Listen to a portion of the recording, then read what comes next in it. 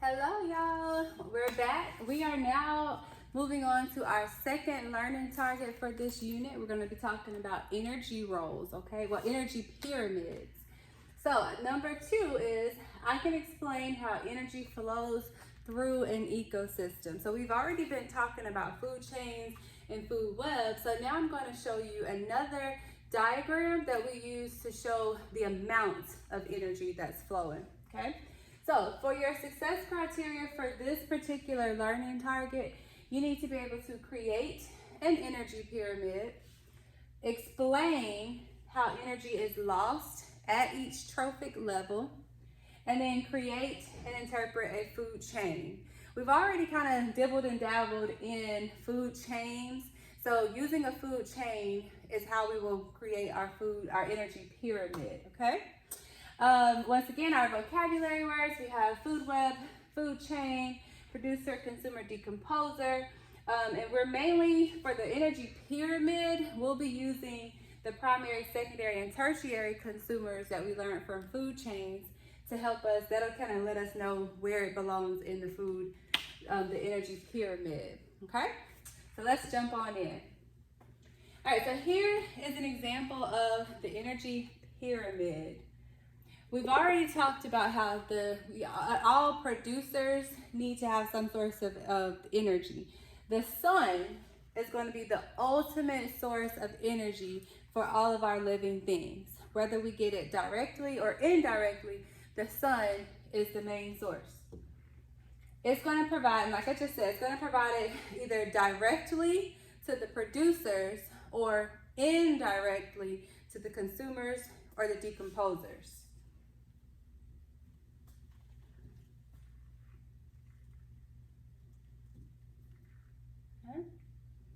So we have our sun. It's going to directly give that energy to our producers here. Then they will then give their energy to the first level consumers. Then that energy goes to the second and then to the third level consumers. So the sun gives it directly to the plants, and then when like our caterpillar here, when he eats the plants, it's getting the energy. When the lizard eats the caterpillar, it's getting the energy. Now, as you go up the energy pyramid, the amount of energy is going to decrease because you're getting further and further away from the original source, which would be the sun. So you can even take it as if you look just at the shape of the pyramid, it's bigger at the bottom. So there's going to be more energy at the bottom. As you go up, the size decreases, the energy decreases. And it takes a large number of producers to feed this level of this consumer. It's going to take a good number of these consumers to feed this one, and so forth. Once again, we have our sun giving that energy directly to our producers. And then it moves up as you go up the energy pyramid, or down the food chain. Okay? It takes a large number of primary consumers to provide enough energy to a small number of secondary consumers. It takes a large number of secondary consumers to provide enough energy for our tertiary consumers. So that means, remember, secondary is our second ones to eat. Tertiary is going to be the third ones to eat.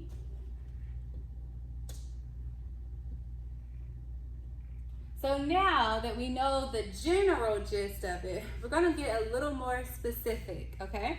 So, time for some energy transfer.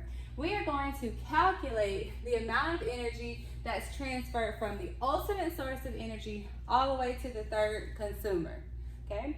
So, we're going to start with the sun, of course, because all energy comes from the sun. So, it's going to provide energy for the producers to do photosynthesis. The amount of energy we're going to say is 1,000 units. Okay, so remember this amount fluctuates, but just you want to know that whatever you start with, you'll use that number to go forward when you're doing your math. All right, this looks confusing, but once we go step by step and we break it down, the confusion will go away. Okay. All right, so we're gonna fill in your chart with the calculations as we move along. Draw pictures neatly in color. All right, so how much energy did we originally get in? It talked about it, yes, on this slide right here, 1,000 units. So right here, energy in is 1,000 units. Now our producer is going to be a tomato plant for this example. The tomato plant gets 1,000 units in. It's going to use 900 of those 1,000 units to power its daily activities. Much of that energy is lost to activities and surroundings. And when it says activities and surroundings, that means just anything that helps it to stay alive. So it takes energy for it to actually do photosynthesis, to grow, to develop, to respond to the environment. All that takes energy. So those 900 units is lost. How much is of the original energy is stored?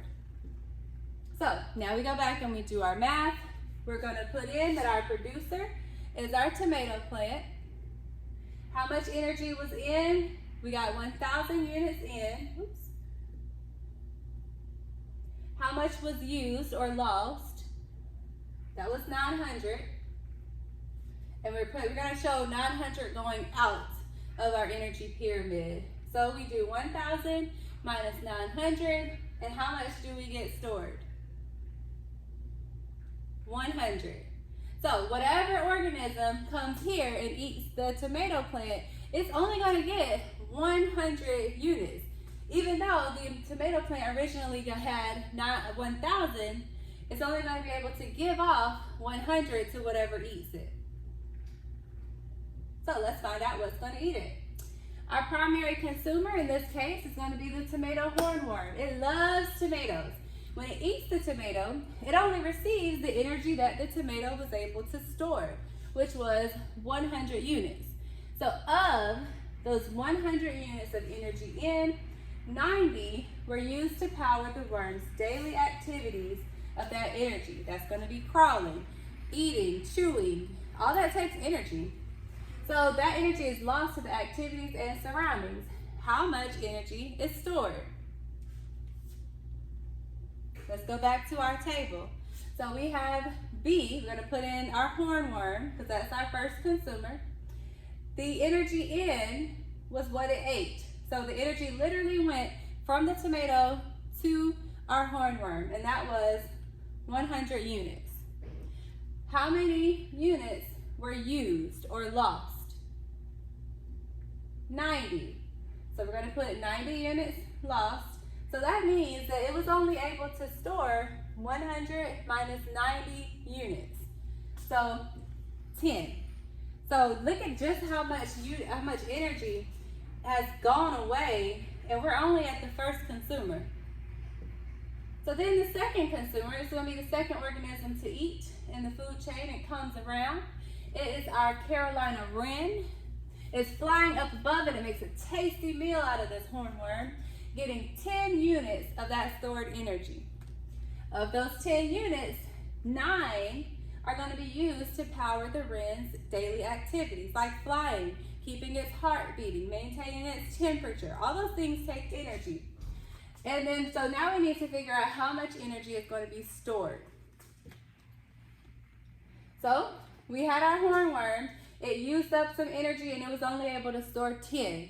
So when this wren comes and eat the hornworm, only 10 units are going to be able to go to the hornworm, okay?